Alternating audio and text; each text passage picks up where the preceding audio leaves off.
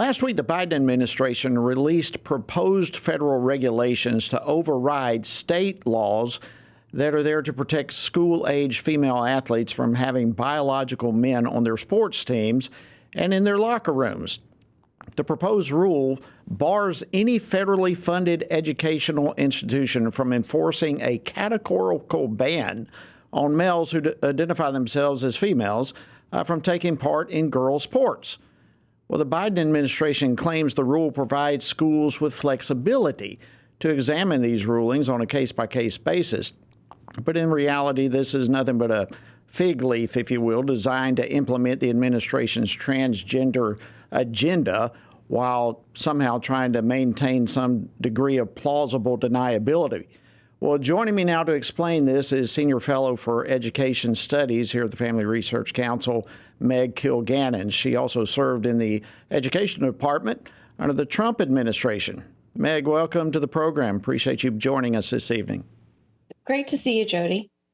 Well, listen, let's just begin with your thoughts on the proposed regulations from the Biden administration.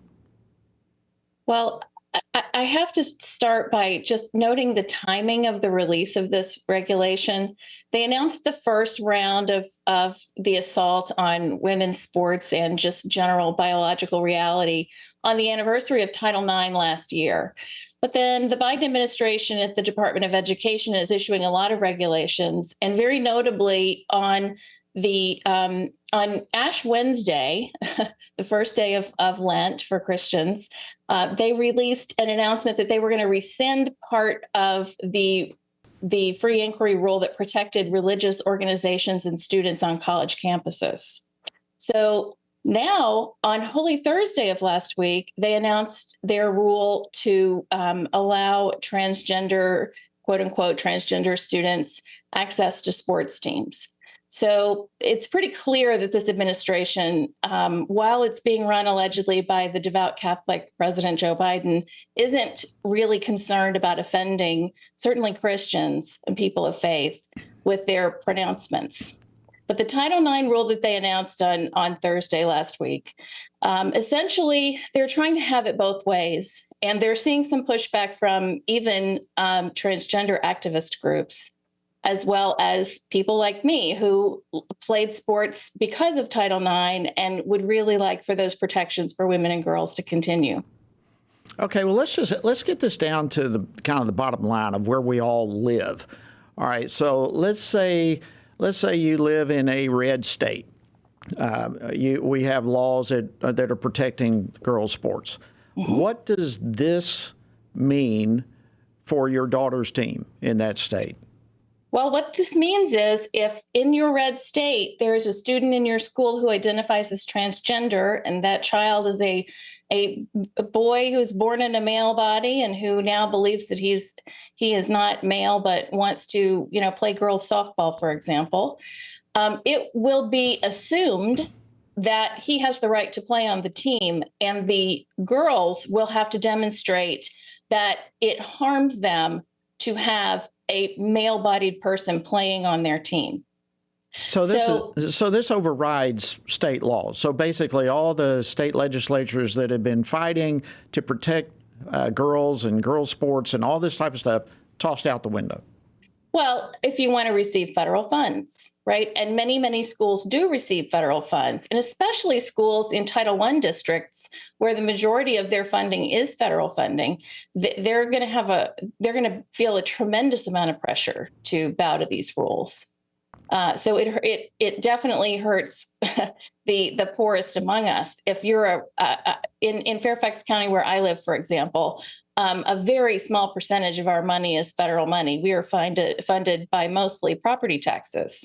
So in theory, we could do without this money. But in a much poorer place, they're not going to be able to do that. So they'll be forced to do whatever the Biden administration tells them. Wow. This whole thing is just infuriating. Are you surprised that the administration left themselves at least a hint of deniability in their wording? I mean, it's like they're wanting to play both sides of this thing. So we're going to look at this on it's all going to be a case-by-case basis, but no federal funds if you don't advance our agenda. What's your take on their wording? I think they know this is a loser politically. I mean, even people in the Biden administration can read a poll, right? And this issue, especially the sports part of the issue, but as we learn more about the fact that children really are being transitioned medically, that they are being, subjected to these gender experimental surgeries and procedures, even though many people don't believe that that's true, we know that that is in fact happening. And the more people learn about this issue, the less they like it. And so the Biden administration realizes this. Part of the reason they delayed this part of the rule was because the original Title IX rewrite was before the midterm elections. And the sports part of this is one of the more public parts, the more interesting parts, let's say, or obvious parts of this agenda. And so to delay this until after the midterms was a way to lessen the heat on this for them politically. But now, even though they're trying to be as seemingly moderate as possible, for people who understand the stakes, for Christians like you and me who believe that we are created male and female, for even atheists who simply believe in DNA, chromosomes, and biological reality, we know that there are boys and there are girls, and there are really no in-betweens. So we're on one side. And then you have the hardline transgender activists. There was a letter today released by 14 transgender members of state legislatures who said this rule does not go far enough. Essentially, they want a boy who says he's a girl to be on the girls' team, no questions asked. And there's no middle ground for a lot of people. All right, we've got about 30 seconds, Meg. A great point there. You can never go far enough for these people. But this is just a proposed rule. So now there's a period for public comment in about 15 seconds. Tell us what's next here. Well, please stay tuned because we will have a way for you to make comments. This is not published in the Federal Register yet, so the rule isn't live, but we know that they're going to offer it. So we'll be offering a portal, and we're going to need our supporters to be strong in their comments opposing this rule. Meg Kilgannon, thank you so much for joining us this evening and for helping unfold this. We appreciate you joining us. Thank you.